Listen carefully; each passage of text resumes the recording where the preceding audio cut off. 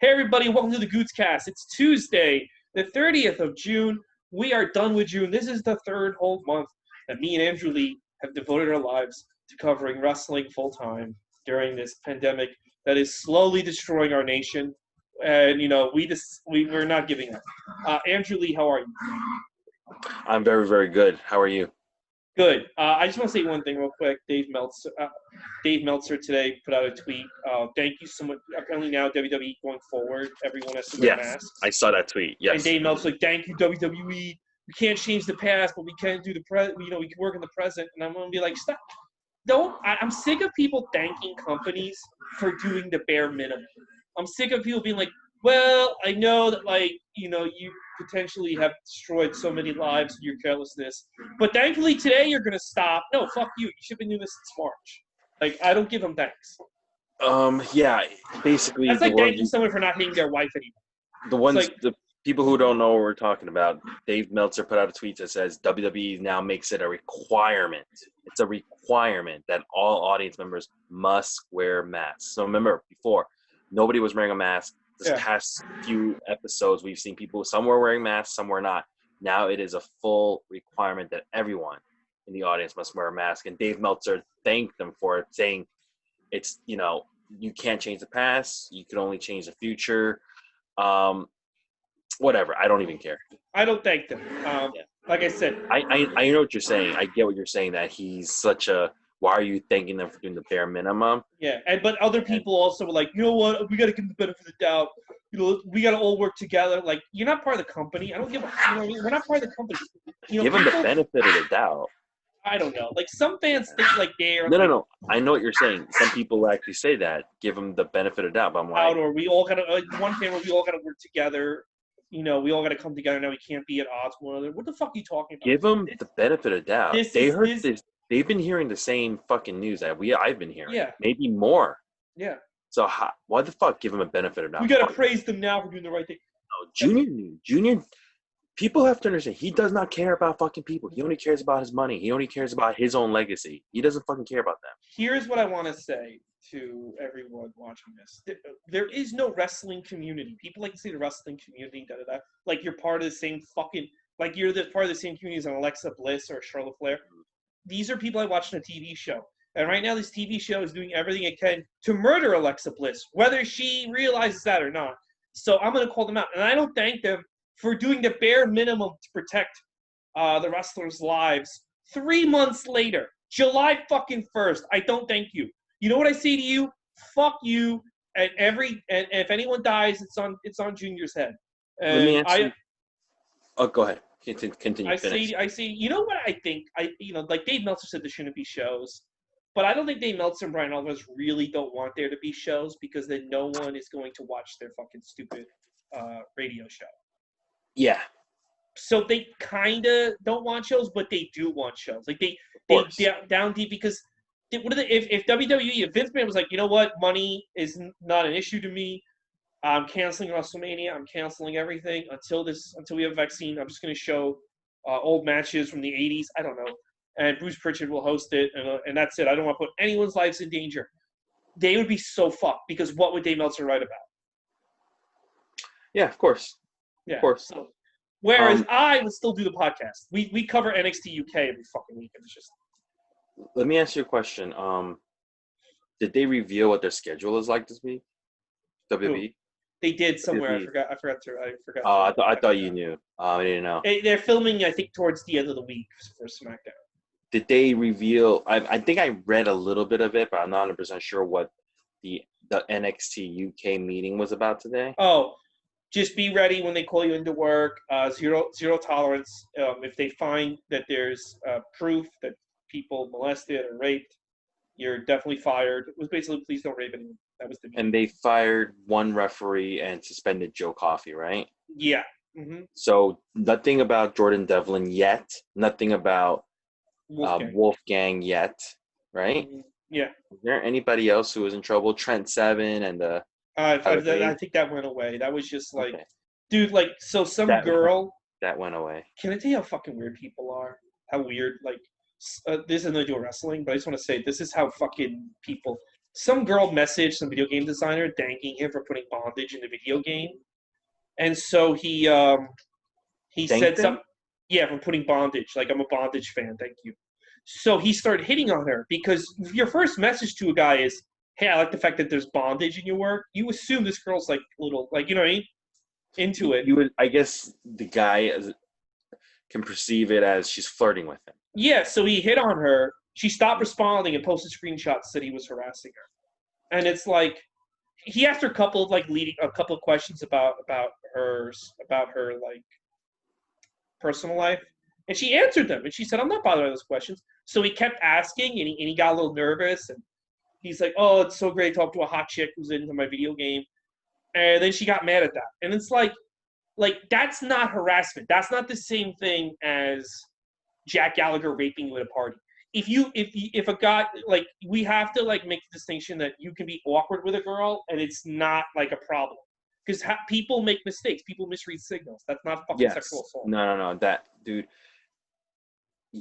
That's us. Actually, absolutely right. Everybody is capable of misreading signals. I've had lots of egg on my face. I've misread. Yeah, but we're allowed to misread multiple signals. times. All you have to do is tell the other person, yeah, no, I'm not into that, and then everybody moves on. But you can't, you know, the minute that you misread signals, a girl can't go on the internet and be like, Andrew Lee's a rapist. You know, and like, there's been times where I've also seen it works both ways. I've seen women misread signals too. It just happens, and I think right now we're in this scary culture where everything gets called out, but you guys just masturbate. This solves every situation. Don't want to message girls stupid things if you masturbate. No, just masturbate, and you will not have this problem. So really quick, this week, Something to Wrestle is going to cover Slammiversary 2017 because that's when Bruce was there. So I think that might be a good episode because, like, there's no one ever talked about what happened in that company in 2017, and that was a weird time because remember that was when Jarrett had control, and they turned into Global Force Wrestling, and Alberto was there with Paige, and oh yeah, interesting. And, but the weirdest thing, I put that on this morning, and I couldn't sleep, and I went to that delivery room. I put it on, and the weirdest thing about that pay-per-view is a semi-main event of Slammiversary was Low Key versus Sanjay Dutt for the X Division title, and it was like really sad. I remember that this is when he's wearing the fucking suit. Yeah, it was really sad to see these guys, and the video package highlight they were there since the beginning.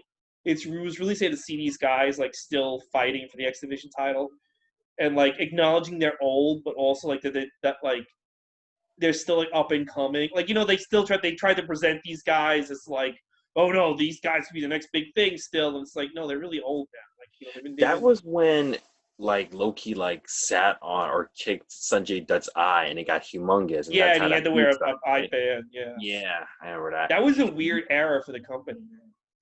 It was, but it wasn't the worst either because we should talk about Loki a little bit. He's an idiot. Well, I was watching him you know what, I was watching the clips of him and him carrying himself in 2017 and with that stupid suit, and I'm like, he's a guy that when he showed up had a ton of potential, and he didn't do anything with it. He didn't do anything. No. He's another person that I was a big fan of, and I used to excuse the shit stories I would hear about him because I was such a fan, until I finally just was like, how many excuses can I make for this person? He's just a garbage human being. Yeah. You know? He really is. I remember early ROH, wrestling is fake. People have to understand this. It's supposed to be choreographed fighting. It's not supposed to be real. That's the whole point. If you want to do real fighting, go to MMA. This is supposed to be like, it's supposed to be theatric fighting. And he fucking like knocked out Prince Nana, and he fucking ruined that guy's career. Like, he injured him to the point where that guy can't wrestle anymore. Do you remember this? Yeah, I remember that, yeah. And then did he like blame Prince Nana or something? Yeah, like he would blame people after he would fucking shoot kick them in the face. Yeah. I'm like, what are you fucking shoot kicking people in the face for? He fucking got fired from New Japan because he did that stupid shirt and tie gimmick that he fucking got from a video game. Yeah, it's not even his thing. And did you ever hear his explanation for it? It's not based on a video game. He goes, no, I'm wearing this because I'm a professional. Like, get the fuck out of here. Dude, his Titantron for Slammiversary 2017. So in the video game, that guy has a UPC symbol on the back of his head because he's a clone, the Hitman in the video game. His Titantron is that UPC symbol. Yeah. And it's like, dude, you ripped off this video game character. Yeah. And Loki, your stupid ass fucking respect my desire to not wear a mask and calling everyone else fucking basically stupid. I hope you learn a hard lesson about COVID-19. That's the best way I can put it. Here's the sad thing about him. He's never learned a goddamn fucking thing. No. He's never when TNA started, he was the main reason I would order the weekly pay-per-views because everything else may have been garbage. Jeff Jarrett, Raven, Vince Russo, but he would fucking deliver in the ring. Oh, but then absolutely. At a certain point,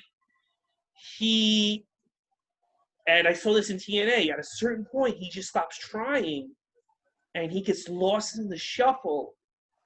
And over and over again, he's been his own worst enemy, whether it's been TNA, Ring of Honor, WWE. He's been even in 2010, everybody thought this is his time. And he won. He won NXT. Yeah. They did not want him to win. Audiences. Yeah.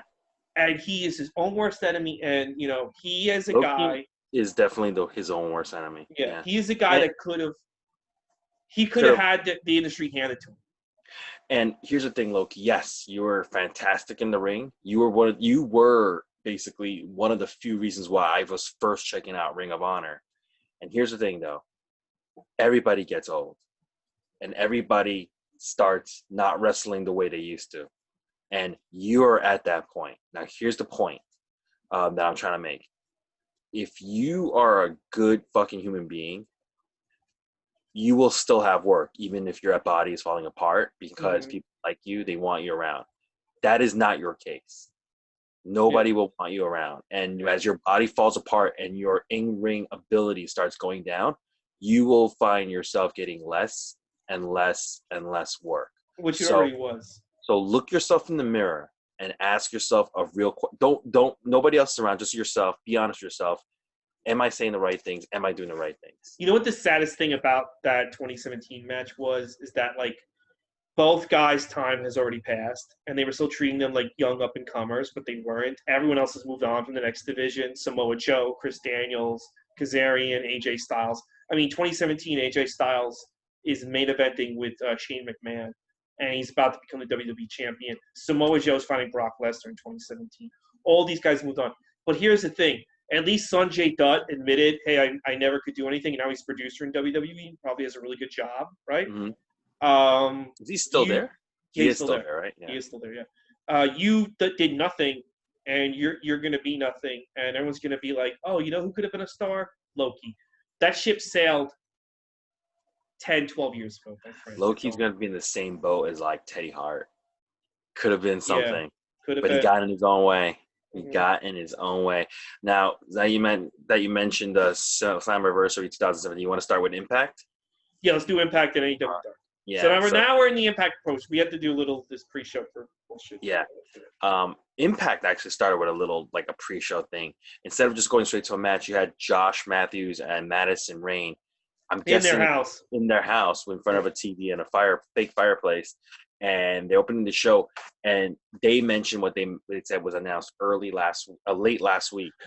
Remember, the Slammiversary main event on July 18th was supposed to be a 5-way Impact Championship match. Tessa Blanchard versus Michael Elgin versus Eddie Edwards versus Ace Austin versus Trey Miguel. Well, 2 out of those 5 people have been fired since this match was announced. Tessa Blanchard fired. She's been stripped of the championship belt. Michael Elgin fired. So now it's 3 people left. So they mentioned that now it's a 4-way with those 3 remaining guys and a mystery opponent for the Impact Championship, meaning that we're going to have a brand new champion regardless of whoever it is.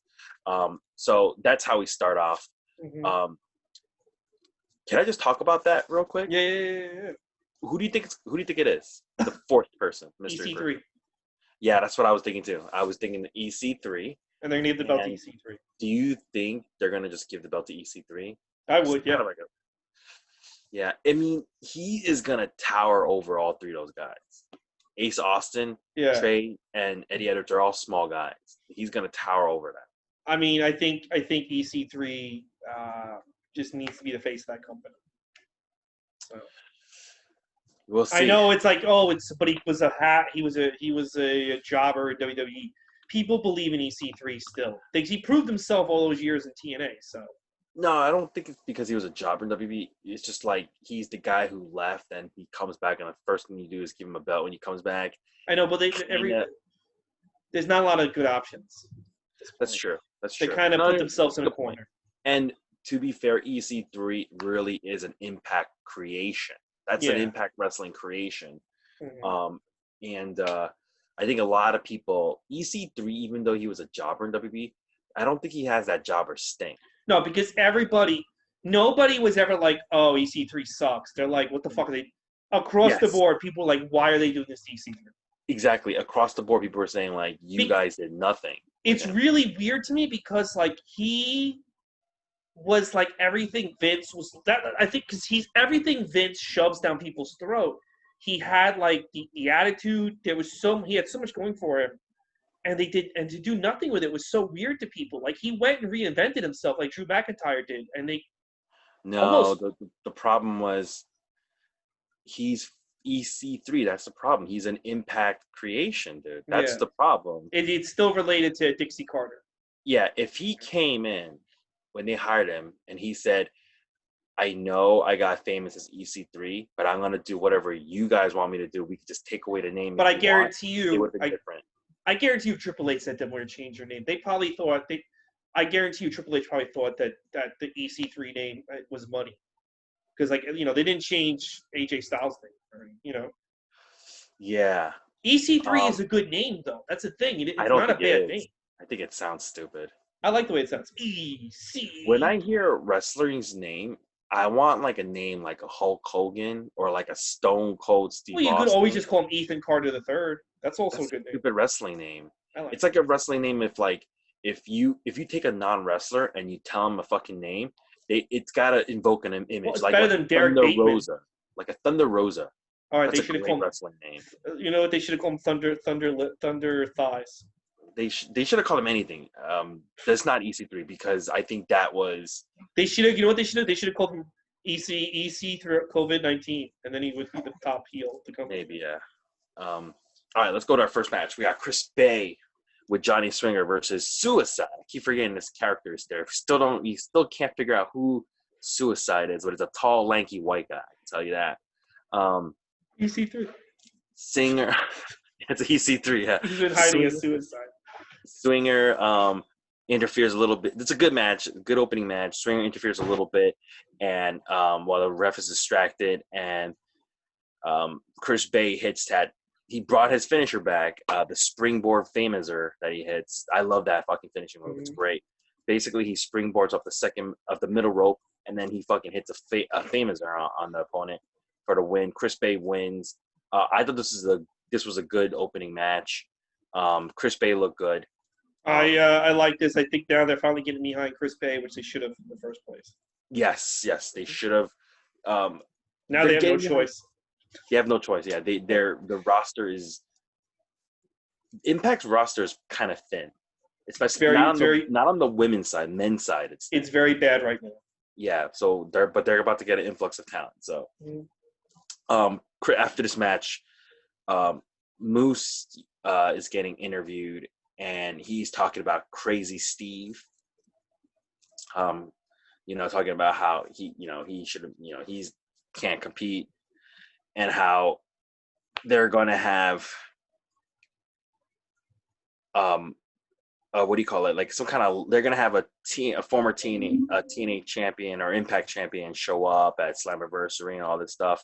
And then we have Chris Bay, Johnny Swinger promo and a sketch in the back where they're talking. They talk about ring psychology, and Johnny Swinger says, "You're going to have a match against Willie Mack for the X Division title at Slammiversary. I'll pay off the referee." There's a referee right behind Johnny Swinger as he's saying this. So the referee basically, as Swinger turns around, he goes, "You're now banned at ringside at Slammiversary." So Chris Bay, Ooh, probably don't want to pay for it to fly in.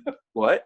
They probably don't want to. They probably don't want to pay for Johnny Swinger to fly in. That's why they. No, I think he's gonna be there. I think he's still. Yeah, he'll show. Yeah.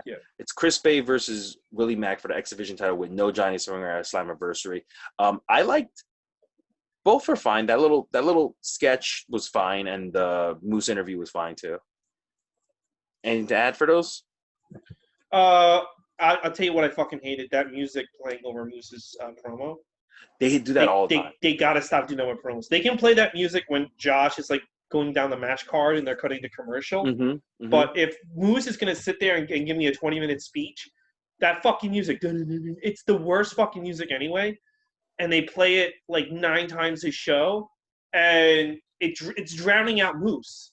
Why would you play this? What is the point of playing that fucking music? It's especially worse when you're doing like an interview with multiple people and there's only one microphone, and then the other person speaks before the microphone gets to them, and you can't hear anything they're fucking saying. Well, it annoyed me more because I actually want to hear what Moose has to say. Yes. And I can't fucking make out what this guy's saying because the worst fucking song in the world is playing. We were talking about how, like, can you guys afford a boom mic? Can you just buy one fucking boom mic? I don't understand how they sit and edit this show. And they must have had to do a re-edit because of what happened with Tess and Michael Elgin. You know there was like stuff they cut out of this show. And they have to do and sit and re-edit, and they just hear this music and they're like, yeah, all it takes, because I edit my web series, all it takes is hit a button and that music's gone. And you can just hear fucking Moose. I don't understand why they just play that fucking. I bet you nobody's listening to the promo. That's why they don't realize that it's not audible sometimes. They're just like, they're not listening to it. It's. Well, you know what makes it more offensive is that 2017 they had better production values than they do in 2020 because we're watching Slammiversary, and I'm like, all right, so it is Sonya Dutt and fucking Low-Ki in the ring in 2017, but at least the production I can hear the fucking announcer, so. Yeah, it's weird. It's very weird. All right, we go to match number 2. Reno Scum versus TJP and Falaba. This is a good match. I thought this match was really I liked it a lot. It was fun. TJP hits the Mambo Splash on Thornstowe for the win. No any stuff afterwards, just basically a tag team match where TJP and Falaba goes over. Still thought it was fine. It wasn't a bad match. It was a good match. Clean finish. They got to do something for either of these teams. There's no storyline for any of these. Well, teams. I think TJP he's kind of an idiot. So I think he's gonna be the next to get fired too. So but Reno Scum deserves support. Yeah. No, but one of the weakest divisions they have is their tag division.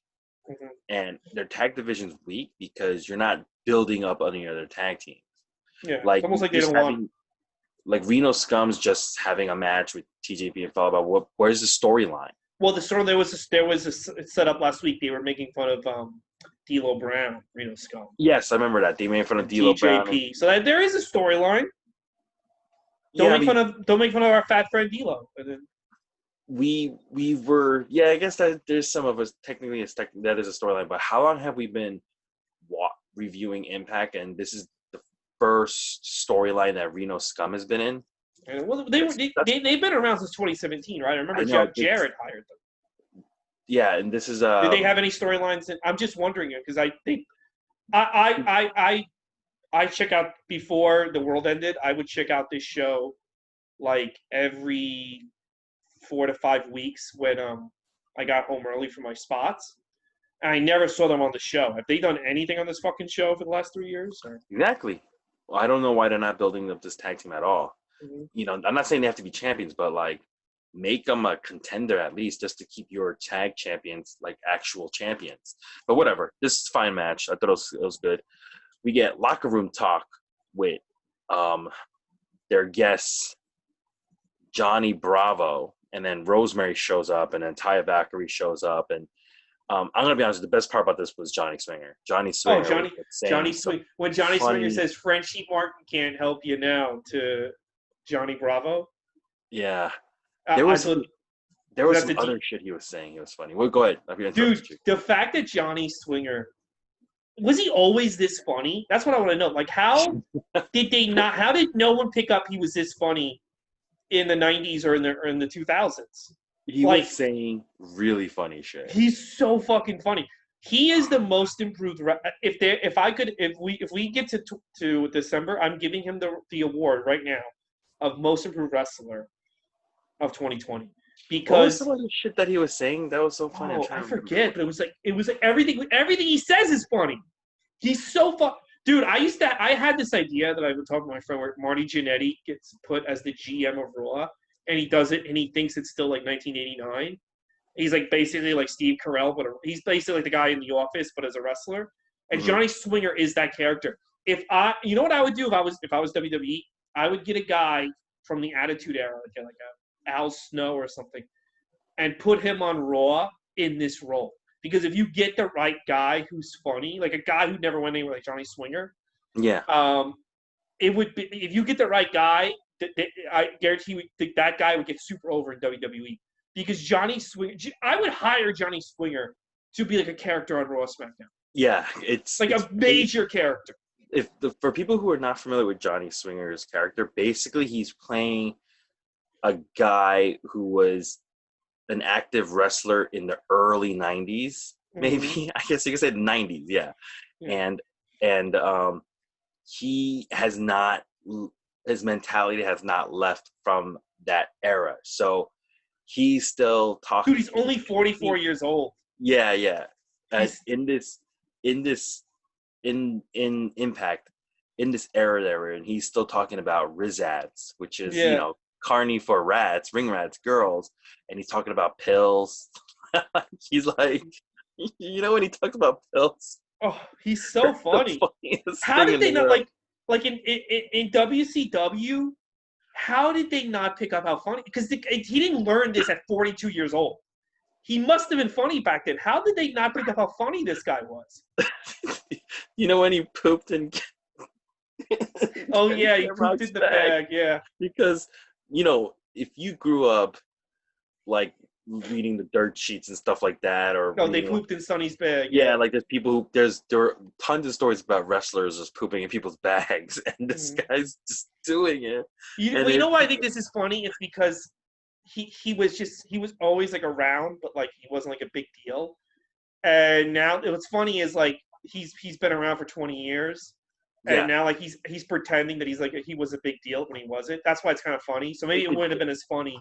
it wouldn't be funny if it wasn't a guy who wasn't actually around. Like if it Yeah, was like an Ace Austin playing this character, I would be like, no, it's bullshit. no, But it's funny because he Tim, he's wrestled in ECW, he's wrestled in WCW, yeah, he's but wrestled he in never really did WWE. anything. No, never did, but he was in everything. Yeah, and that's what makes it funnier. Yeah, that's what makes it even funnier. And Because but I oh would my hire God. him. They should find someone else. Like if they should like they would probably know better than us. Like, but who's the guy who didn't go anywhere that's actually funny? Maybe not even Al Snow's not that funny. I'm trying to And think of. and here's the thing people have to know. Besides Moose, he gets the most amount of screen time Yeah, on the show. but he deserves it.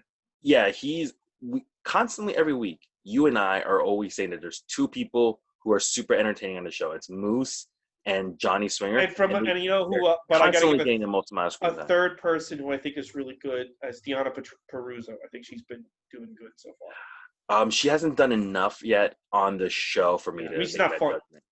What? She's not funny, but she's delivering in the ring. So.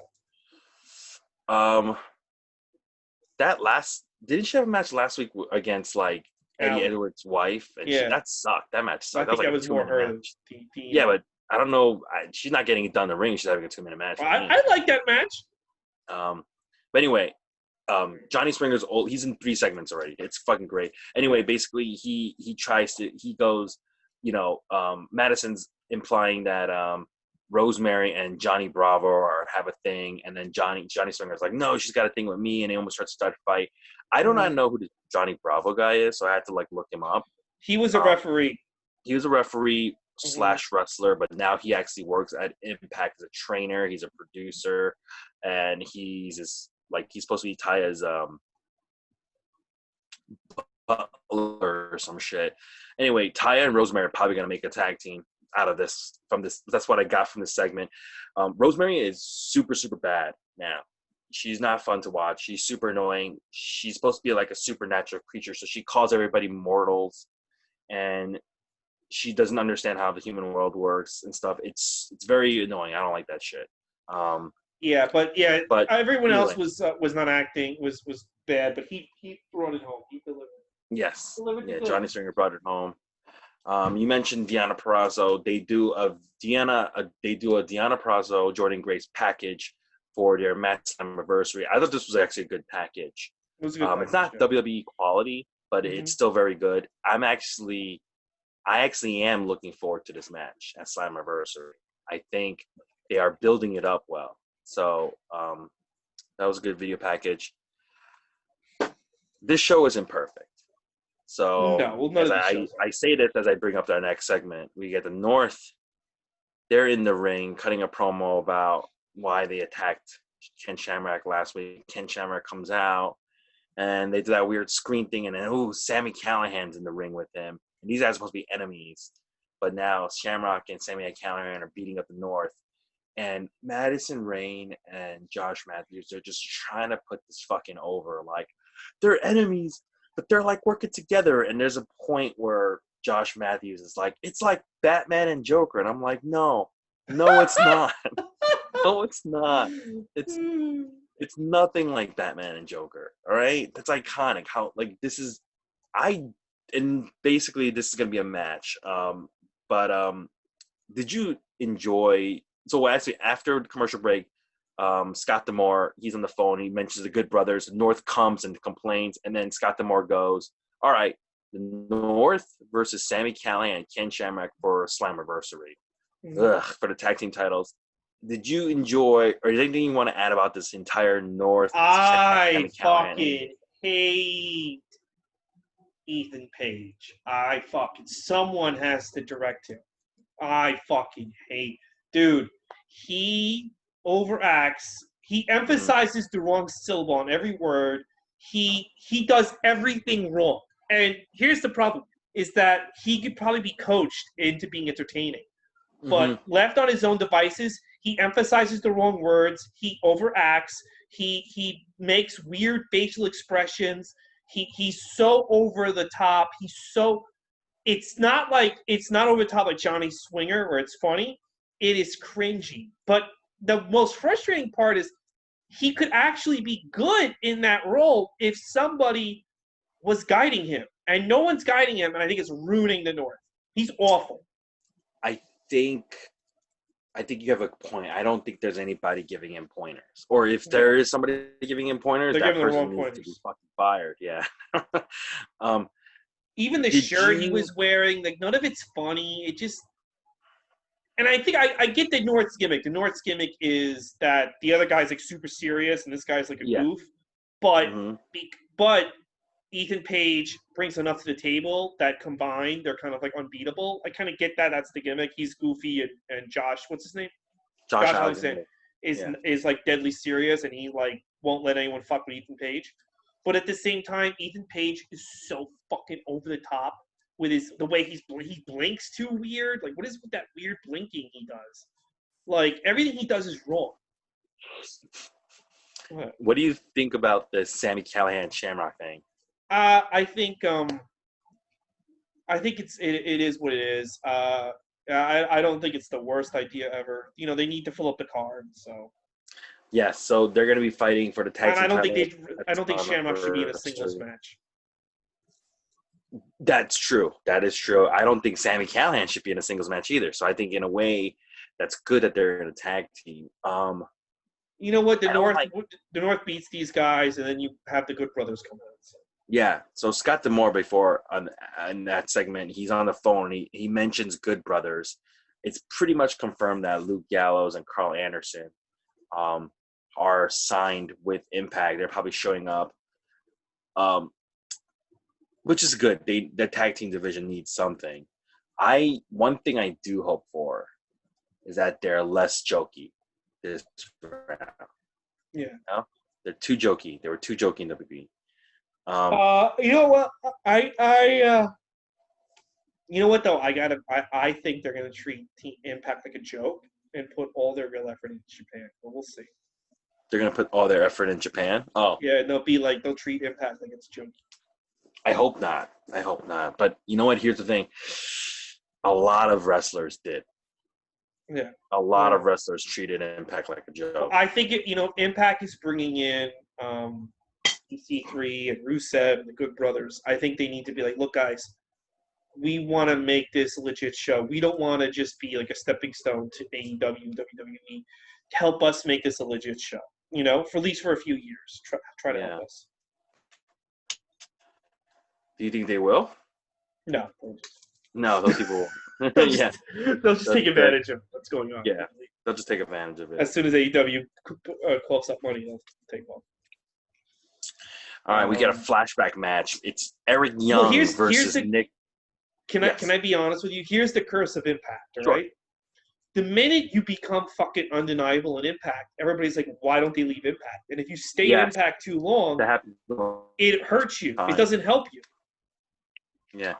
You don't even need to become undeniable in Impact. You just need to make a little bit of buzz and automatically you get signed. Like everyone said Killer Cross was so good. It is like he was on Impact for like 5 months and like had some matches. Even that. Here's another example. Michael Bennett. Yeah, he wasn't killing it in Impact. He just made a little bit of noise with the wedding thing, which was all really Maria, but that was enough for him to get signed. You look at there's a whole bunch of examples. Crazy Steve. Steve was never killing it. Yeah, he was in Decay. It was doing pretty good, but it was enough to get a tryout in WB, and then he just fucking DJZ worked out and he's back. DJZ, there you go. Wasn't killing it, but he was making enough noise. But that he got signed. But like you look at somebody like Abyss, and Abyss, Tommy Dreamer and Undertaker wanted Abyss for WrestleMania 21, and he was going to come out at the Rumble and basically destroy everyone in the ring, and then it was going to be, and he said no.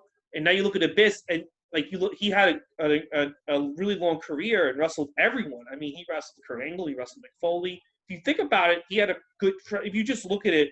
He was teaming up with Sting. He teamed with Hulk Hogan. I mean, that's a significant career. But everyone just sees him as a loser because he never left Impact. And Impact never – he would sacrifice his body and his time to make Impact better, and they didn't do anything with it. He was champion. Yeah, but I'm just saying, like, Impact never – he devoted his life to Impact, and they're a nothing company. So it's like, you give yourself to that company, but they don't ever like they never like really become a real company. That's what I'm saying. By the way, if anybody's wondering, Abyss does it. He did an interview about that, and he did mention the reason why he didn't go was not because he was nervous and scared. It was because out of loyalty to Impact. He was like, they're using me good, and I would not be in this conversation if it wasn't for them. But can I just tell you something? If Undertaker wants you for WrestleMania, yes, you should just fucking go. You just fucking go. I don't give a fuck about loyalty. You know what you do? You say to Impact, guys, this is a once-in-a-lifetime opportunity. I guarantee you he would have had a better match. In 2005, Abyss would have had a better match with Undertaker than Randy Orton. And Vince would have been like, I have a new Mick Foley. You know what I mean? Like, because Mick Foley was already gone.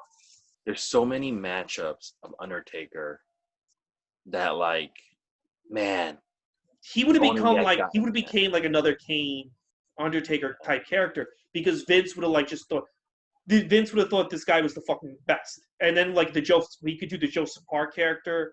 Vince would have liked that. Like, there's a lot of shit he could have brought to the table. Now it's now he's a producer there, but like his career would always be tainted because But man, that would have been fun. Abyss versus Taker. That would have been great. Anyway, we got a flashback match. It's Eric Young versus Nick Aldis, and this is where Eric Young wins the championship belt. I think it's very telling why they showed this match as a flashback, obviously.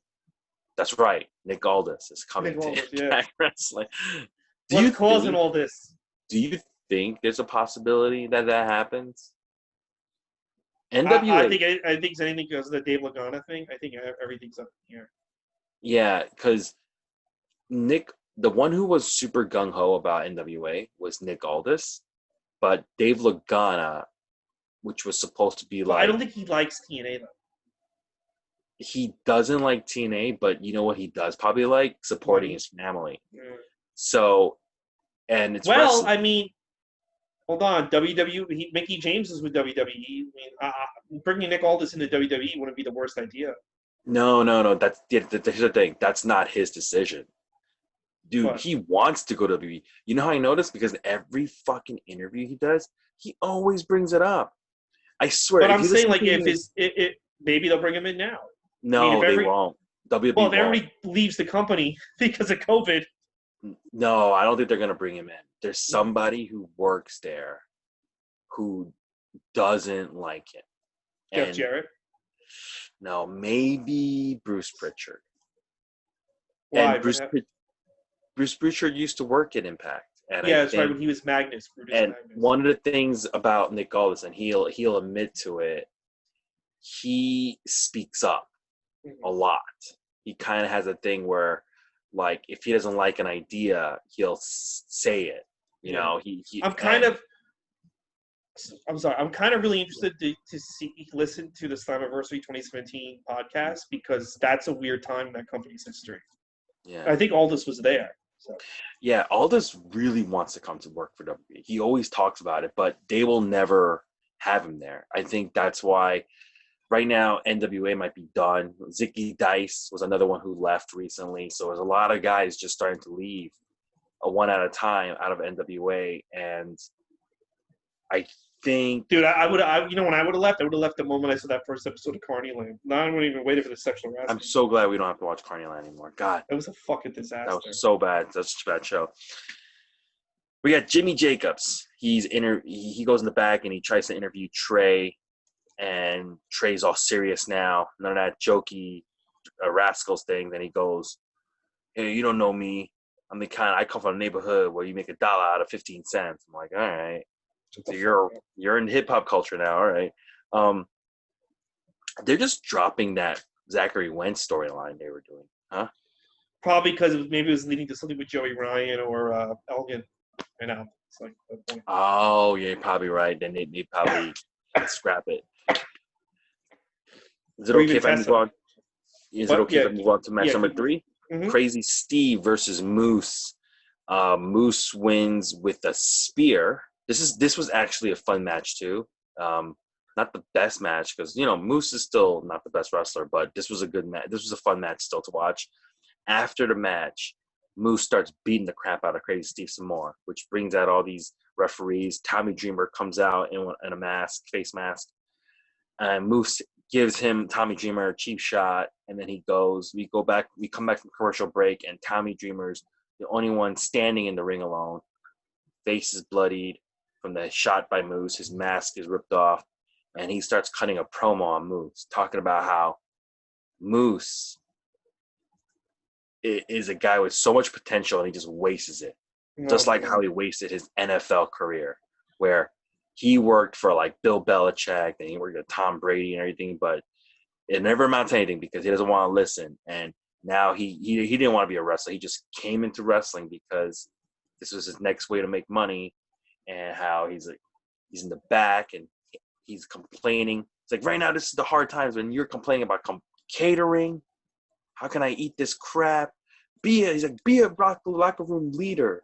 Don't be a locker room cancer. And he says he's a waste of talent. This was an awesome promo. It was, but like I liked it a lot. But I'm like, I don't want to see Tommy Dreamer versus Moose. That's not the first. I don't think we're gonna see Tommy Dreamer versus Moose. I think we're seeing Tommy Dreamer versus Moose. I don't think we are. I really don't think we are. Who's Moose gonna fight? I mean, there's nobody left. No, I think Tommy Dreamer is bringing in somebody. Who's he bringing in? Well, the reason why is earlier in this episode, they kept mentioning how there's going to be a former Impact champion who's going to show up on Slammiversary, and Moose keeps going yeah, well, I don't care who it is and stuff. They keep emphasizing that. Right? Eric Young. And I think Tommy, they're gonna bring him in with Tommy Dreamer. Tommy Dreamer is I brought this guy in, and boom, and I think that's what's gonna be. That's what I think. I think that they're in such a shitty position with Corona and Tessa and Michael Elgin and all the rapes and shit that it's gonna be Tommy Dreamer versus Moose. I don't know why. Oh no, I don't want to watch that. I do not want to watch that. That's why I couldn't. I'm like, I don't need to see another Tommy Dreamer match. Ever. I stopped enjoying Tommy Dreamer's matches like 3 years ago. 3. Yeah. I stopped enjoying Tommy Dreamer matches to 11 years ago. But once he won the ECW title in WWE, I was like, oh great, that's a perfect ending. Like, let's just call it a day, and then kept going. We get Hernandez doing arm wrestling with the Deeters, and the Deaners, they're putting money on it, but they both can't beat Hernandez because his arms are so big. This is funny. I like this. I thought it gave them both the Deaners and Hernandez like a little bit of story, and it didn't take that long, and it was funny. I thought it was funny with the cap thing. He turned it back. Yeah, it was and good. Did nothing. It was good. I don't know what it's leading to, but it gives them character. Yeah, it gives them something to do. It gives them something at least. We get match number 4, Kira Hogan versus Jessica Havoc. During the match, Jessica Havoc, obviously, she's humongous. She's way bigger than Kira Hogan, so she's taking 90% of this match. And what ends up happening is Tasha Steelz up on the apron. Jessica Havoc has she's into that masochist goth thing, so she's got like a spike face mask, and she has it in her hand. Jessica Havoc gets up on her and starts trying to choke her out. Referee gets distracted, but while this is happening, Steel tosses that mask to Kira. Kira uses it, hits Jessica Havoc in the face with it, then kicks her a whole bunch of times in the face, and it covers her for the win. It's a bullshit ending, but I like the way they did the bullshit. I like the way they did it. I like this match a lot. This match was good. Yeah, it was good. It was good. It was fun. It made sense what happened, basically what I'm trying to say. They didn't announce it, but I'm assuming this is going to be one of the matches at Slammiversary. Jessica Havoc and female AJ Styles versus Kira Hogan versus Kira Hogan and Tasha Steelz. I'm assuming that's going to be the payoff, right? Yeah, I think it's the payoff. Well, they're having a gauntlet match, all the women at Slammiversary. Oh, but that's right. They're having a gauntlet match. Are they in the gauntlet match? They are. Right? I think every woman but Deanna and Jordan are in it. Yeah. I guess not. Then that's tag team matches out of that picture now. All right. Moose is up next, and he's responding to what Tommy Dreamer said. He goes, I heard everything you said. And he goes, I demand an apology. Demand a public apology, or I'm going to sue this company. So I'm assuming next week he's going to Next week they set up something between them. Yeah, between Tommy Dreamer and stuff. And then we get match number 5, fifth and final match. We get Madman Fulton versus Trey Miguel. Just like the previous match, Madman Fulton is humongous. So he is just taking 90% of this match, beating the shit out of Trey Miguel. Trey Miguel picks up Ace Austin's stick and fucking whacks him in the face with it. It's DQ, and then he just starts beating him with a chair. And Josh Matthews goes, Trey Miguel's got ruthless aggression. He's getting ready for Slammiversary, which is like 3 weeks away. And that's how the match ends. That's how the show ends. And then as the show ends, we get a clip of Super Eric's cape and mask. That's Eric Young's alter ego hanging, and then somebody takes the mask. What did you think about this match, and what did you think about the final segment? The final segment was garbage, but at least it wasn't long like the other matches that they had. Yes, it was less than a 10-minute match. It was like a 6-7 minute match. Because, Ace Austin and Eddie Edwards and even Mammoth, they had like these long fucking main events. Even Moose Suicide a month ago had like a long fucking main event. I thought it was fine. This was an okay episode of Impact. I thought they were going to do some little bit more newsworthy stuff because they had a lot of eyes on them because of Tessa and They did not mention COVID. They did not mention any of the sexual harassment stuff. They didn't mention any of that stuff. Well, they don't have to mention that, but I'm saying I thought they would have done a little bit more to like. I don't know. I thought they would have had more of an angle for the world title instead of just being like, it's going to be a 4-way match. Yeah. I wonder what ratings they get on Access, because Dave Meltzer doesn't report that because he's not trying to jerk them off like Tony Khan. So, but I'm wondering what the ratings are on Access. What did you think about the Super Eric post-show little segment? It's cute. I hope he doesn't come back as Super Eric. That'd be fucking. No, that was really bad. I didn't like Super Eric. So I thought it was a decent episode of Impact. It was better than Raw. I'll tell you that. It was better than Raw, and it was better than AEW Dark. Mm-hmm. No, I like the AEW Dark. Boo! It was.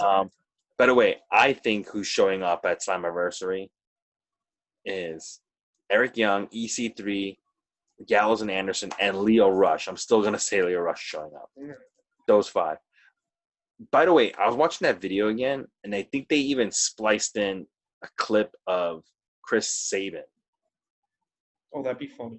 Because when they were mentioning former champion, they had Chris Sabin in there. It'd be funny if it was just Chris Sabin. They only mentioned one match for next week on Impact. This is Sami Callihan versus Josh Alexander, which actually might be a good match. That's going to be good. That should be good, yeah. Ethan Page, I'm sure, will be outside the ring, like, vamping like he's in a fucking High School Musical. Look at me.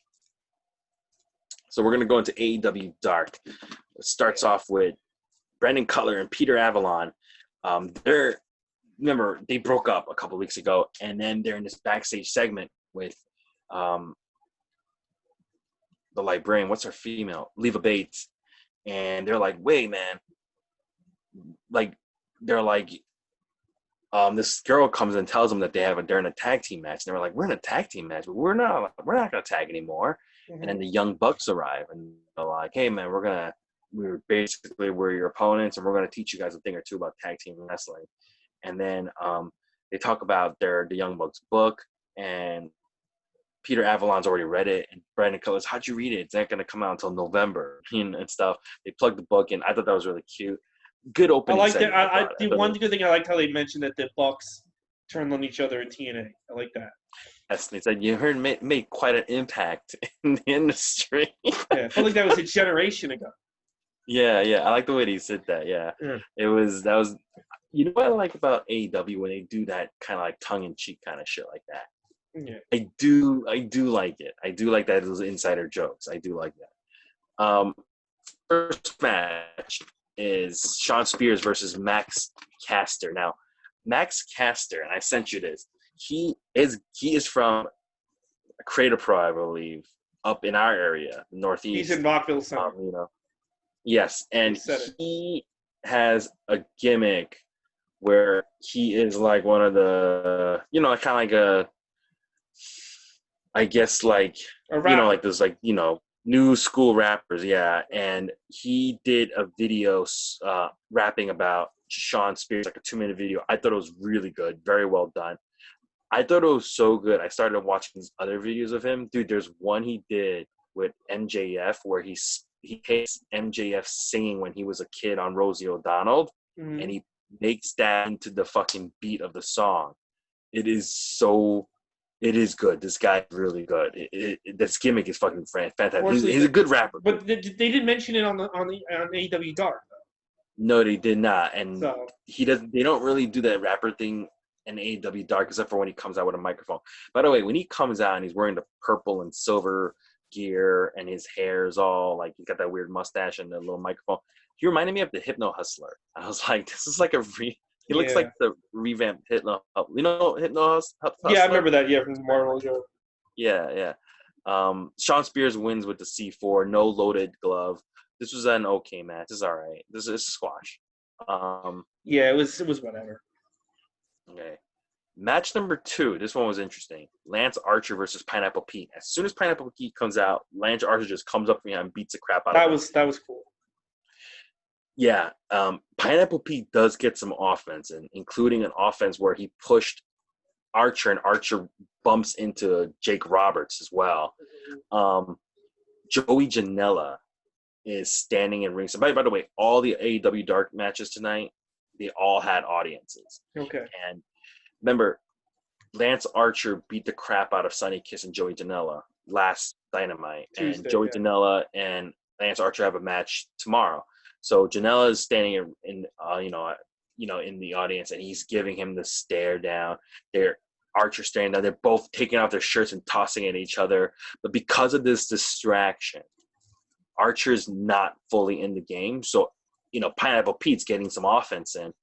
There's this one part where, did you see him when he fucking slammed him on the corner of the apron? He slammed Pete.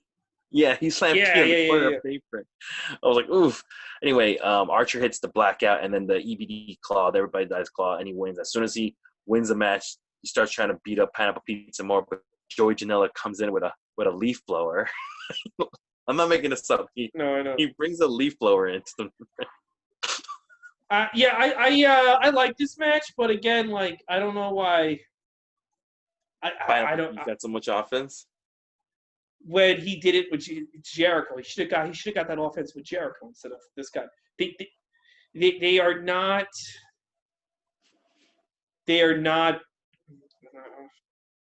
They're not booking this guy right, and he's kind of becoming like just another generic monster. Yes, I can see that happening. I will admit I am enjoying. Before Joey Janela, it was Jimmy Havoc's role of bringing random objects into the ring, like a fucking handsaw or like a pliers. But he's in therapy right now, so I like that somebody is still bringing random He's shit. in therapy to learn how not to rape people. Okay. Yeah, I just thought it was funny. He brought a leaf blower into the ring. I just thought it was really funny. We're going to match number 3. Griff Garrison versus Ricky Starks. Ricky Starks wins with like a fucking launching spear. It was great. I like that finisher. It was fantastic. Good match. It was a good match. Ricky Starks looked good in this. What is with Ricky Starks' goofy fucking dancing? That shit looks so stupid. He didn't really do too much of that on NWA. He's doing a lot of it now. He's got new gear. I like this gear. I liked how when he went after his match, he went to the commentators. I like when he did that with Taz. Yeah. Yeah, and then he's like, no, not you. And he gives us a Taz. I like that. That was fun. But he was doing this goofy dancing to the ring, and I'm like, this looks so fucking stupid. Like, he's got to tone the dancing down a little bit. Yeah. Oh, actually, no. He did do no. He did do some dancing in NWA. It looks weird. It doesn't look like cool, or it doesn't look like a Fandango thing. It just looks like weird. Like, why is this guy dancing? And he can barely dance. You know what it is? I think it's supposed to be like for you not to like him. I think it's supposed to be designed for you not to like him. Well, there's different not liking him. And like, why is this guy? I don't know. This guy looks like he belongs. Some of the stuff these guys do, like Ethan Page with his overacting, and this guy, it just looks like I'm watching like a person who has no experience being in front of a television camera. You know what I'm saying? Like, it just like, do you not get that doesn't look good on camera? Like, this is why people shit on people like Bruce Pritchard or Paul Heyman, but this is why you have, because I feel like a Paul Heyman would be like, oh, don't do that. Do this. You know what I'm saying? Maybe, yeah. Like, I feel like that's why you have like these guys there, and I feel like in AEW and TNA, and I think more so in TNA than AEW, they kind of just let guys do what they want, and sometimes that's not a great thing. Sometimes you gotta pull. If I was with, I would have been like, don't. You look like a goofball. You don't look like a fucking cool. You don't look cool. You don't look like a badass. You look like a fucking goofy idiot. Don't do that. We're trying to make you look cool. I don't think he's supposed to look cool. That's why he's doing it. I mean, even as a bad guy, he's supposed to look somewhat cool. He looks like an idiot, though. He doesn't look like a heel. He looks like an idiot. Like if Rick Rude started doing the twist on his way to the ring, he wouldn't look. He wouldn't. Oh, he's just like an idiot. No, Rick Rude did do a dance. Yeah, and he looked cool to that dance. I'm saying if he started doing like the twist, the twist. Come on, baby. If Rick Rude started doing like Michael Jackson dance moves poorly, it would have looked stupid. You still have to look somewhat credible. He looks like an idiot. I'm okay with heels looking like idiots. I'm okay with that because he looks like idiot. No, but I'm saying like he looks like he doesn't belong on television. There's one thing like Honky Tonk Man looked like an idiot, but he carried himself like a star. I think it's like the same thing to me. No, it's not. No, Richie Starks is like someone who's never been on TV before. In a way, this is his second time being on TV, yes. Okay, well, they should tell him not to do that. Well, maybe they will, but this is his second time being on TV, and technically, this is not even TV. This is dark. If all my shirts have spaghetti stains on them, and they hire me to do stand up on the Tonight Show, and I show up with spaghetti stains, They're not going to just put me out there and be like, well, I guess that's who he is. They're going to like change my shirt.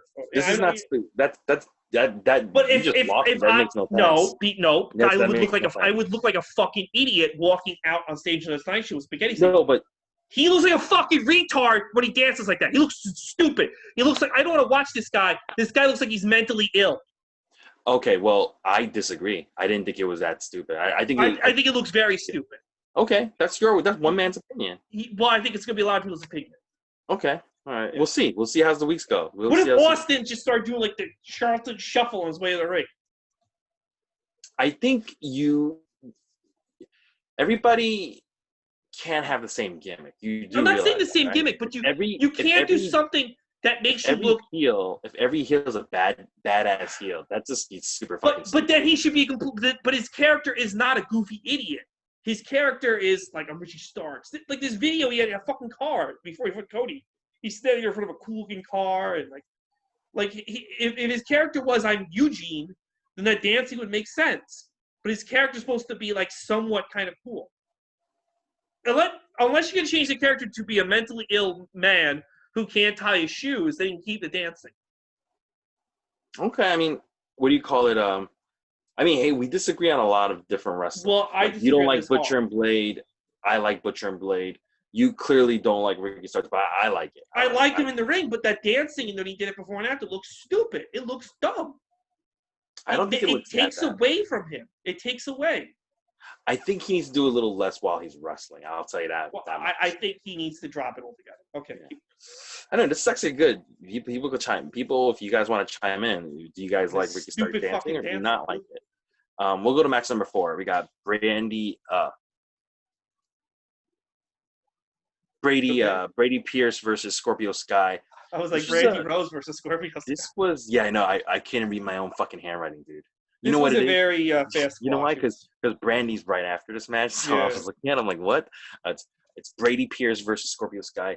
This was a surprisingly very short match, very quick. Well, they kind of Scorpio Sky didn't even hit his normal finisher. He hit not the TKO, but the slingshot cutter for the win. It came out of nowhere. This was like a nothing match. They need to have some of these guys get dominant wins. They can't all not every guy. Every guy in AEW is struggling against a guy who flips burgers at the fucking White Castle. It looks stupid. Some of these guys have to win champions. Exactly, I agree. We get match number 5. It's not Brady. It's Brandy and Allie versus Skylar Moore and Colleen King. And while Brandy and Allie are coming out, Justin Roberts, who still hasn't, I guess, it's fine. Okay. It's fine. Yeah, he's okay. Yeah, I told you. Didn't I tell you? It's a different country. Look, if they like you, you get away with shit. Yeah. They like you. They like Sammy Callan. They like Sammy Guevara. He didn't get away with it. Well, because Sasha's stance would have fucking probably blown up the AEW arena. Yeah. Anyway, Justin Roberts calls them the Nightmare Sisters, and Brandy's like, we're not. No. We're not related, and we're not a group. It's not your fault. But I'm gonna be honest with you. I actually like that name, Nightmare Sisters. I like that name too. Yeah. What do you call it? This is fine. They mentioned why QT's not there, how he got COVID from somebody who's not in wrestling, and they wished him best for him. Allie hits the final cut, which is like the inverted headlock and then a fucking elbow drop on Skylar Moore, but then she allows Brandy to take the pinfall so that the Nightmare Sisters win. This is fine storytelling. That was fine. I like this. I like Allie a lot. I've never seen a more attractive woman that I'm not attracted to, Brandy Rhodes. There's something off about her. Brandy Rhodes, very pretty. She has an amazing look and an amazing body, but there's her personality. There's just something off. There's something always off about her where it's you have all the tools, but there's something missing. And I keep missing for what? I don't get it. Just doesn't seem appealing to me. I don't want to watch her. I think it's because she's wrestling. And I'll tell you why. This is how I feel. Mm-hmm. She is not someone who is coming up in wrestling the way you normally do. She's kind of taking a shortcut in a way. And I think we all know what I'm talking about. Yeah. She is married to one of the guys who started the company. So instead of spending time in the indies and really training and coming up, she's kind of just like there's just a shortcut there. I don't like that. Nobody likes that. Well, Nobody like likes even like that promo she cut against Lance Archer, or whatever the fuck his name is there. She was very off-putting in that. She's just not likable. Because she hasn't earned her right to be in these roles that she's putting herself in. But she's an incredible-looking woman. But I'm just. I don't. Yeah, she's good looking, but that doesn't matter. That doesn't matter for doesn't matter. wrestling. It doesn't matter. I don't care how good looking you are. If in my eyes it looks like you're getting something that you don't deserve, and you're stepping up, you're going ahead of other people who deserve it more, then nobody's going to appreciate you, Yeah. And that's kind of like what it is. I think it would be better if she just didn't wrestle. If she just didn't wrestle, it'd just be way better, If she was like that, if she was like a bumping Miss Elizabeth, like she's like a Miss Elizabeth role, but she just takes bumps every once in a while, I think I'll be fine with that. But I don't want to see her in a wrestling match, No. And if you're going to be in a wrestling match, Brittany, you got to be fucking losing. You got to be earning. You got to be paying your dues. You got to be fucking losing every fucking match for a whole year. Well, hopefully when it comes to a match, Ali will beat her. So. Yeah. Okay, we got match number 6. This is a very important match to talk about. Lowrider, and Fuego del Sol versus Butcher and the Blade. Did you watch this match? Yeah, what? Okay. So this match starts off hot and heavy. Butcher and Blade are two smash mouth wrestlers. They hit you hard, and they hit you a lot. There's this moment where they fucking grab Fuego and they throw him in a huge bill. That's probably the biggest bill I've ever seen, where they fucking grab and just launch him. He goes flying across across the entire ring, lands in his corner almost. And then, Lowrider is in the ring with Blade, and Blade goes for a backdrop driver, and basically they fuck it up, and Lowrider lands right on his fucking head. The audience goes silent. Everybody just gasps.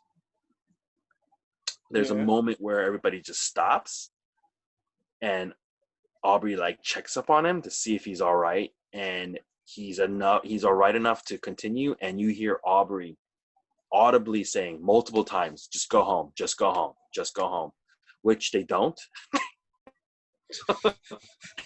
They keep the match going a little. I think they cut it short finally, but they just kept the match going a little bit more. And Lowrider, he tags out, but then he gets pulled back in. The match ends with a fucked up cloverleaf finisher from Butcher. This was a very scary moment that happened in the match. It looked real bad. I thought that guy was paralyzed, dude. He landed right on his fucking head. Did you see that part? Yeah, it looked bad. I'm surprised they kept this match in. Yeah, it looked real bad. And you can hear, dude, the audience gets super quiet. Yeah. The commentators get quiet. It gets so quiet you can hear Aubrey. Yeah, they looked really bad. They should have edited this out. Yeah, Butcher and Blade, I like them, but this is not the first match I've seen really fuck things up, and they need to be a little. I think they need to tighten shit up. They need to tighten shit up. They need someone back there who I feel like everyone back there is just all buddy. They need someone back there, not Tony Khan, but a guy like a Bruce Pritchard or a Pat Patterson or a fucking Johnny Yates. Arn Anderson? I don't think he does it. But they need someone back there who's gonna be don't fuck shit up. Don't do that shit. You're supposed to do it like that. You know what I mean? Oh yeah. A hard ass, someone who's what the fuck was that? I don't think anyone talks like that there, and they need to fix that. Who do they have that talks like that? They don't. They need someone. You need. That's why you need. And I'm not saying you need a guy who's kind of like a Vince, and it won't be Tony Khan, who will be what the fuck was that? And then this is what you did wrong. Don't you fucking do that again? They kind of need someone I don't think they do. I think everyone's just oh, I guess you fucked up that match. Well, it's okay. Whatever. AEW. You know what I mean?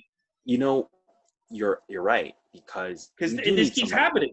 yeah, this keeps. I mean, not like to this extent, but yes, this. But I mean, like Yeah, Chris Stanler, Britt Baker, yeah. You mean not? weird, Yeah, we don't mean Butcher and Blade, but we mean it just the keeps happening. Yeah. the Darby Allin thing, the fucking with the skateboard. I can't believe they don't have Who was the anybody. Phoenix? Ray Phoenix. Remember Ray Phoenix hurt himself? I can't believe they don't have anybody that sets people straight.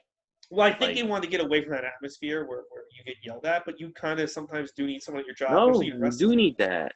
You do need somebody going like, "What the?"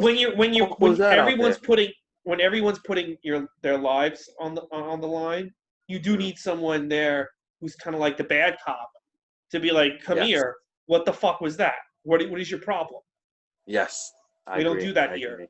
But instead, everyone's like, "Hey, AEW, the virus isn't real."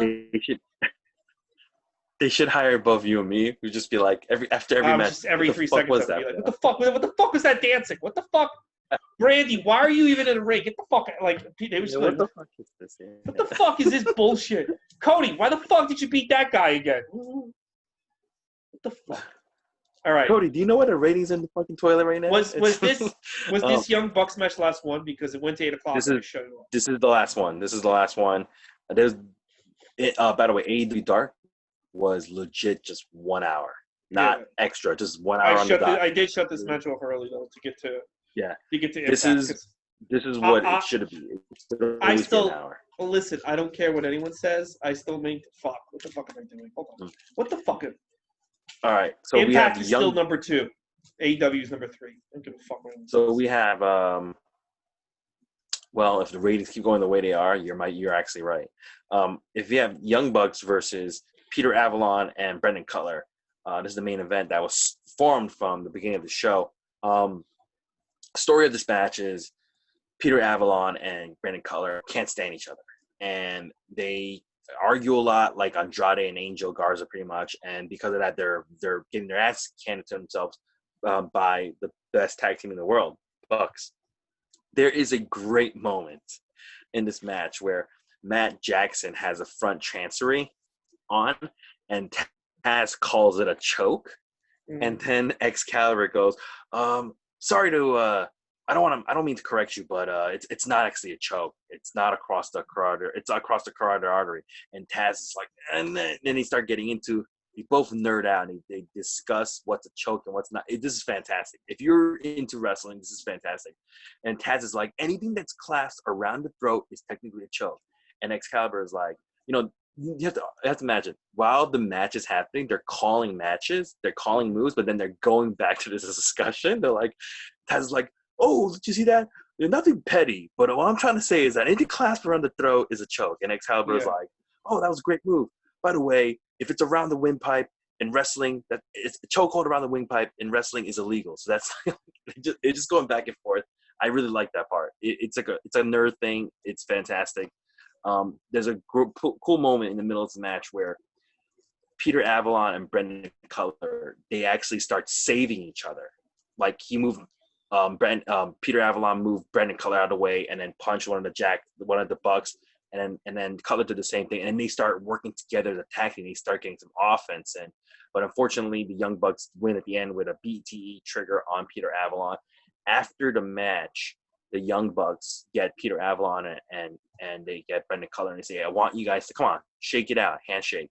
They shake hands, and then they smile at each other, kind of signifying that they see an understanding between these two. They're building this tag team out. I have a feeling that next week on Dark, maybe they're probably going to be in a match against a jobber tag team, and they might win. That's what I think, because now they're showing that this tag team they're actually starting to meet eye to eye.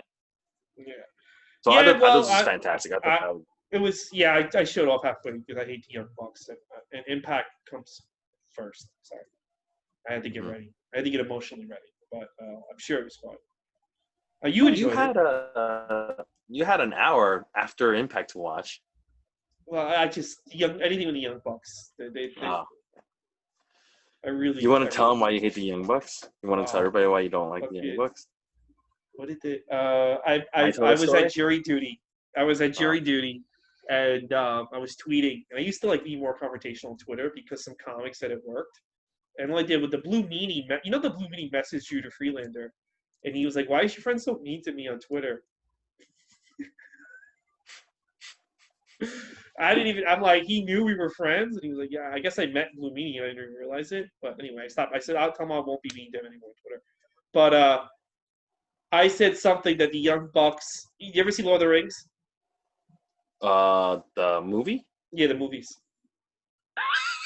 You ever see those movies? Yes, I did. Yes, so I did. the Gollum gets the Gollum dies because he gets thrown in lava, and I said if the Young Bucks were writing fucking Lord of the Rings, the Gollum would have kicked out a tube, jumped out of the lava, and they wrote whatever old man. The guy started calling me old, one of them, and I said I'm fucking younger than you. What the fuck are you talking about? And they blocked me, but they were like. They kept calling me old man because I don't get their super cool young wrestling. They're wrestling for the kids. How old are these fucking idiots, by the way?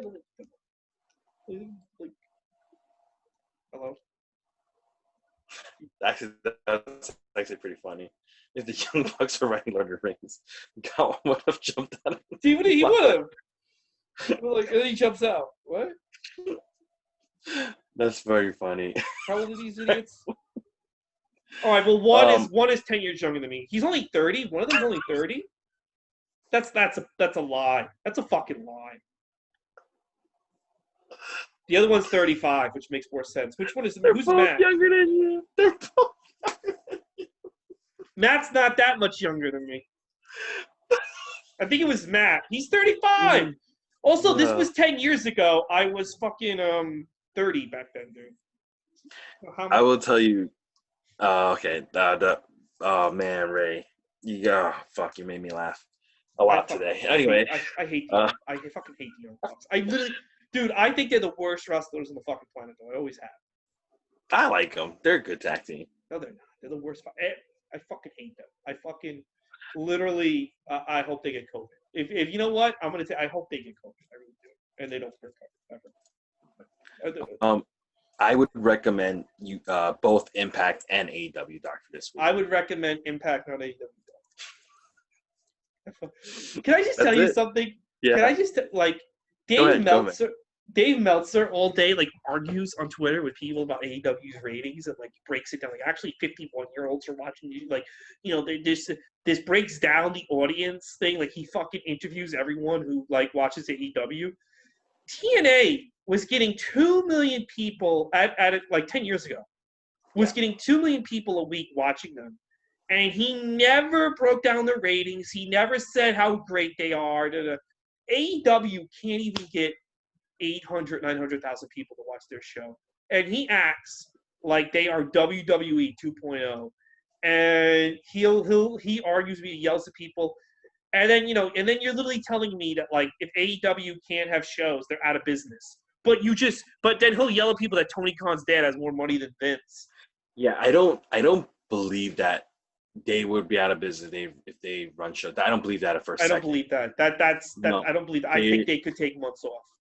100%, dude. Here's another thing. I will say this: they might have to fire people like Peter Avalon and Brendan Cutler, but who gives a shit? Dude, they are using all these different like indie wrestlers. They're paying every single one of those. Yeah. Does that sound like a company who's on the verge of like bankruptcy if they don't? And they give everybody music. Even the biggest scrub gets music. Yeah, that's work. It's all this money that they're putting in. Like, if you were on the verge of like, if we stop running shows, we're gonna be out of business. Wouldn't you be trying to like save your money and stuff, and not hiring as outside talent? Just be using your in-house talent and stuff, especially just in case shit happens. Especially with how bad things are getting in Florida. Why would you run these long fucking darks? I'm gonna say this: if anybody who's listening to this, if you get all your wrestling news from the Wrestling Observer, Dave Meltzer, you're probably getting 50% of the news is bullshit news, because there's been plenty of times where he is never there, but he'll always say shit like when he think, oh well, this happened. Oscar wasn't at the show. I wonder why, and he goes, you know why that is, right? Like he knows. Like he's not there. How does fuck? The weirdest thing to me is like Bruce Pritchard and but Bruce Pritchard will say literally like, Conrad's like, well, Dave Meltzer said da da da. He goes, I was in the room. How does he? I'm in the room. He's not in the room with us. Exactly. I'm telling you what happened in the room. And then Dave Meltzer will still go on his podcast and say like, no, I'm right. Like, to me, that's insane. Like, you weren't. I get that like Paul Heyman or I think Bret Hart used to tip him off too. I get Paul Heyman called you up and said this is what happened, but how do you not know that Paul Heyman just made that up? Yeah, like I'm not. One thing I will say is I bet you people are telling him stuff that he's reporting, but that's the problem. How do you know that what they're telling him is actually real or not real? Exactly. They could be feeding him bullshit for all he knows. Yeah, like if it's Bruce Pritchard, Paul Heyman, and Vince McMahon alone in a room, and then Paul Heyman walks out of the meeting and says something to Taz, and then Taz calls Dave Meltzer. Well, in the room, and it's wrong. In the room, Vince said they're going to fire RVD. I don't know. I'm just doing an example. Like this back in the day. Why would you think if Bruce Pritchard goes, no, he didn't say that? Why would you think Dave Meltzer's telling the truth if Bruce Pritchard's lying? The only thing is, well, Bruce Pritchard's an ass kisser. But he's still in the room. And the point I'm trying to make is if Dave Meltzer at a Wrestling Observer is saying AEW will be out of business if they stop running shows, how do we know that's true? Especially when they are on the opposite end of that, telling me that Khan family has way more money than Vince McMahon. Yeah, well, one thing you're telling me that like they blow away Vince McMahon. Yeah. And then so which is it? You're contradicting yourself, because if you have way more money, you can sustain that business even if it's on hold for the rest of the year. Even if you have to let go some people. Yeah, but you're telling me that if they lose TV, that they're out of business. That I don't understand. Yeah. You're not. And then like you call TNA a disaster for years, and I know you've been around longer than WCW. And I don't like Vince Russo either. But when Vince Russo was in charge, and I'm not defending Vince Russo, they're getting 2 million viewers a week, and you constantly portrayed that as a fucking disaster. Meanwhile, AEW can't even get 1 million, and you go on and on how fucking great they are all the time and how well they're doing. I mean, if AEW got 2 million people, he would basically say WWE's going to go out of business next week. It's like so. And he actually makes me not like AEW because he can't. If a fan says something against AEW, just a little thing like, "Oh, they didn't really ban the ratings last week," like I think, actually, it's because he always leaves the defense. Dude, last week was a very bad ratings drop, and I'll tell you why the ratings drop happened. The shows haven't been the greatest. Like the matches have been okay, but they haven't been the greatest lately. Nothing has really happened, and NXT has been getting better. Just say that. But you always make excuses for this fucking company, and you make me dislike them. You make me not like them. I got a lump. What? I got a lump. Oh, it's probably cancer. Sorry. Or COVID or something. We're all going to die. We're all going to die. No one cares. We have to keep running. You know what? We have to keep putting everybody at risk. Otherwise, Tony Khan will be homeless. I don't know if you know this, but if Tony Khan misses one AEW show, he's going to be homeless. He loses his home. Yeah. His kids have to like suck dick in the street if they don't have an AEW show. But he also has more money than Vince McMahon. Also, he's a way better person than Vince McMahon. Yeah. Also, they're gonna be out of business, but he's buying 500 fucking Whoppers every fucking time they go out drinking. Yeah, but they're going out of business. If they miss one show, they can never just cancel the show because of COVID. Because they could buy Whoppers, but they can't miss one show because then they'll go out of business. They literally give a contract to everyone who shows up, but they can't. They have to conserve their money. But Whoppers is it's very important for business. 500, you have to buy 500. Anyway. All right, that's it. This has been a long podcast for Impact. This was. No one. People want to watch Raw reviews and NXT reviews. No one's like, I got to hear about Impact, and we're going on and on about fucking Loki. All right. No, I like this, dude. You know what? The Impact fans are going to find us. This is the sleeper pod. This is the sleeper day of the week. When all the big Impact fans find out what a good job we're doing, they're gonna. No one else is doing an Impact podcast. No, some people are. I've seen some. Well, we're way better. Okay, we are way better. Though. We are the best Impact podcast ever lived. All right, brother. See ya. I'll see you guys tomorrow. I'm doing that thing with Ashley. Goodbye.